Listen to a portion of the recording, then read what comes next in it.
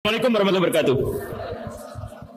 Ada apa orang 200 orangan di sini mau ngedengerin orang-orang berbicara di depan? Apa yang pengen didengerin?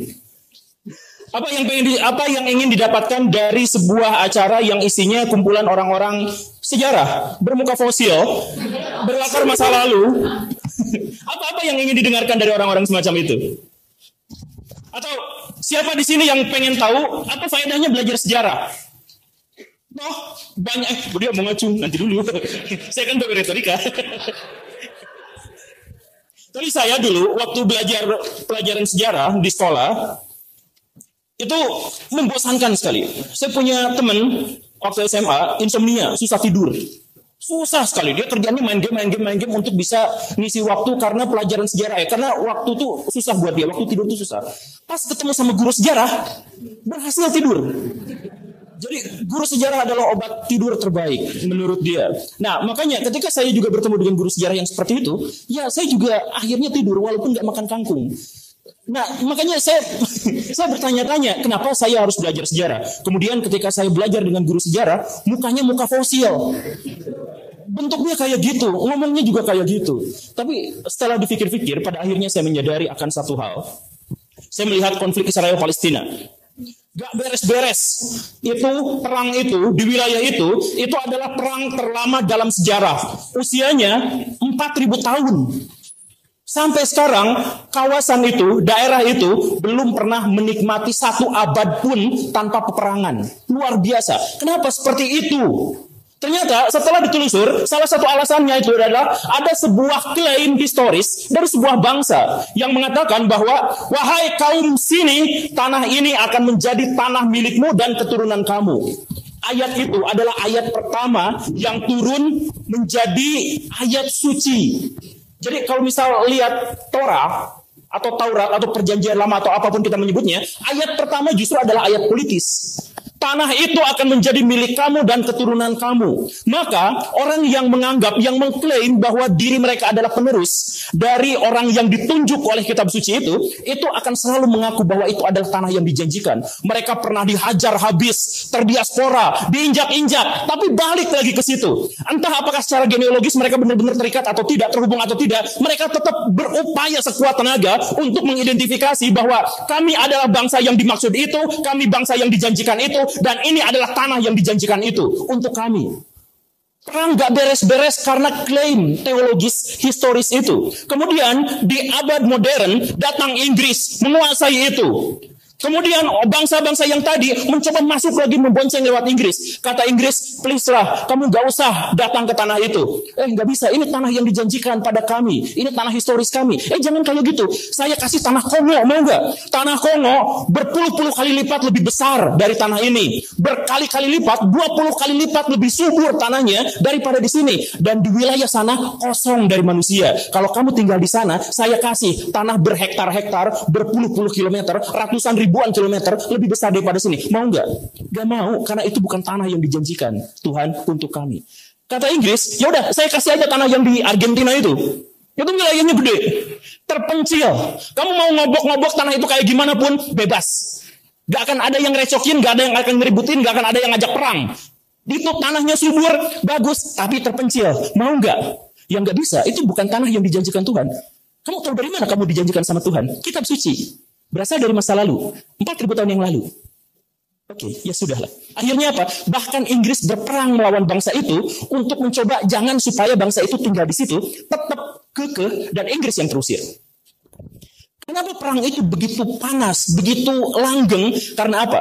Karena ternyata sejarah mendorong seseorang, sejarah memotivasi seseorang. Apa alasan Soekarno untuk mempersatukan bangsa ini? Padahal wilayahnya bentuknya aneh, terpisah-pisah dari pulau-pulau, bahasanya beda, budayanya beda, rasnya beda, makanan pokoknya beda, agamanya juga beda. Tetapi kenapa para founding parents kita maksa untuk mempersatukan kita? Dimulai dari sebuah doktrin bahwa Indonesia adalah sebuah entitas politik yang sudah bertahan jauh-jauh hari sebelum ini. Bahkan ketika ketika namanya belum Indonesia, namanya masih Majapahit, namanya masih Sriwijaya, tapi kita sudah bersatu. Ketika Malaka diambil alih oleh Portugis, orang Jawa nyerang ke sana sampai berkali-kali. Menunjukkan apa? Ada satu kesatuan, bahwa kita memang dipersatukan oleh sejarah yang sama. Jadi alasan bangsa Indonesia sampai sekarang bersatu adalah alasan historis. Sama seperti orang-orang Yahudi yang sampai sekarang melanggengkan perang itu. Jadi sebenarnya sejarah itu kita tidak bisa menemukan faedahnya apa. Karena kalau kita misalkan mengetahui faedah dari sejarah, kita tidak akan bisa melakukan hal-hal yang teknis.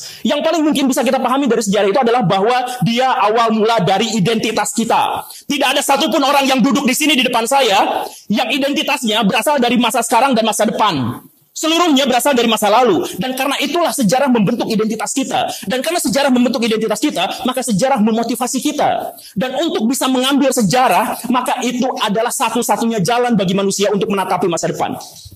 Makanya saya bingung sekarang dengan pemerintah.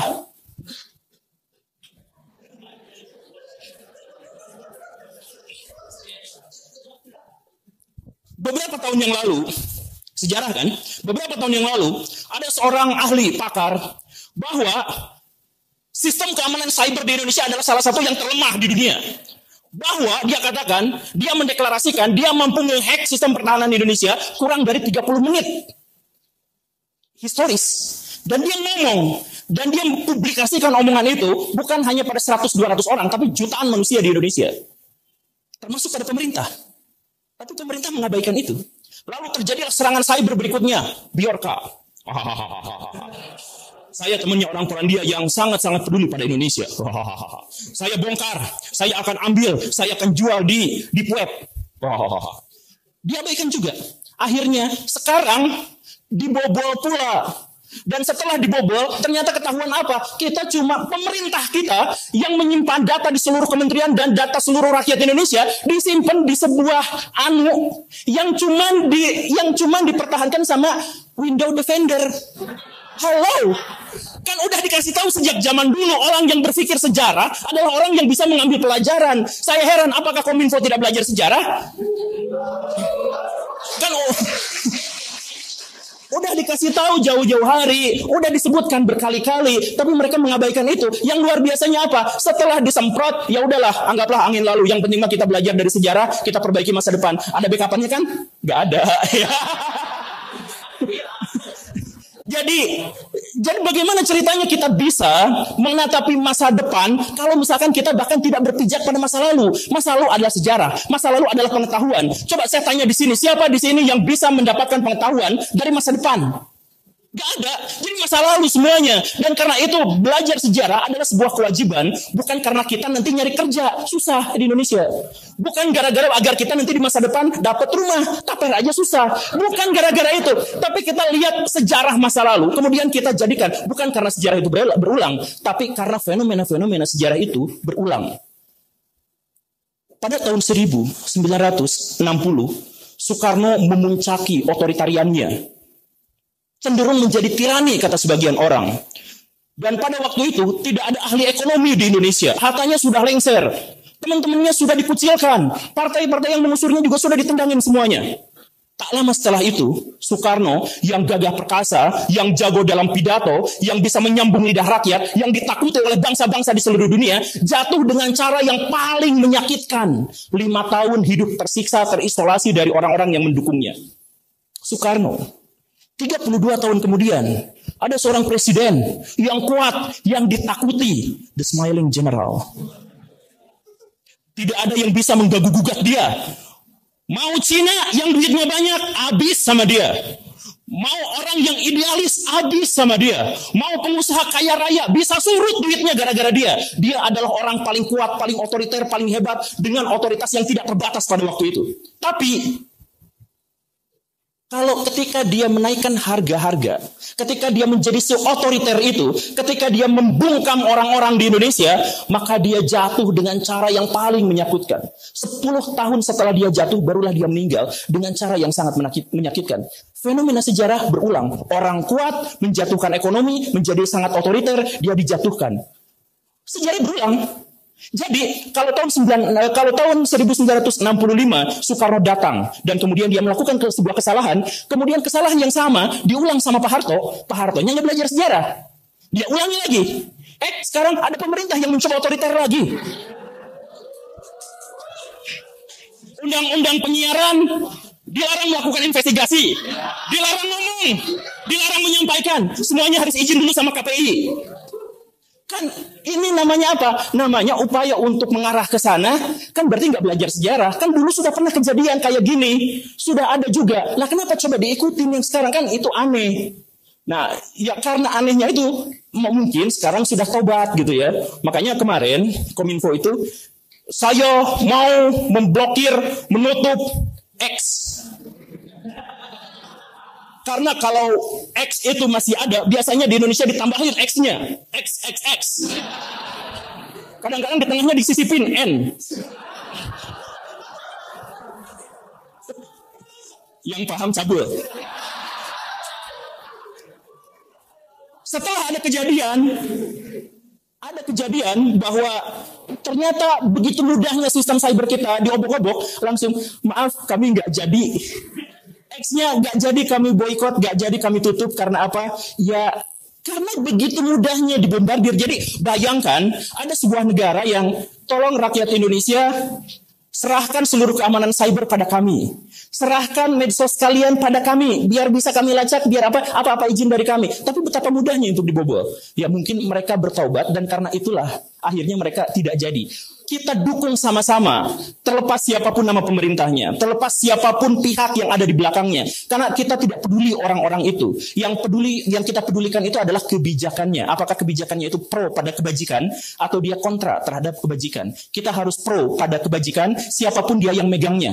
Apakah yang nanti megangnya adalah Prabowo, Jokowi, Gibran, Anies, itu adalah tokoh-tokoh topeng saja. Karena yang paling kita pentingkan itu bukan figur-figur itu. Yang kita pentingkan itu adalah ide-ide di belakangnya. Dan coba bayangkan ketika saya sedang berpidato berapi-api di depan sini, panitia ngasih tanda 5 menit lagi. Upaya membungkam saya dilakukan oleh panitia sendiri.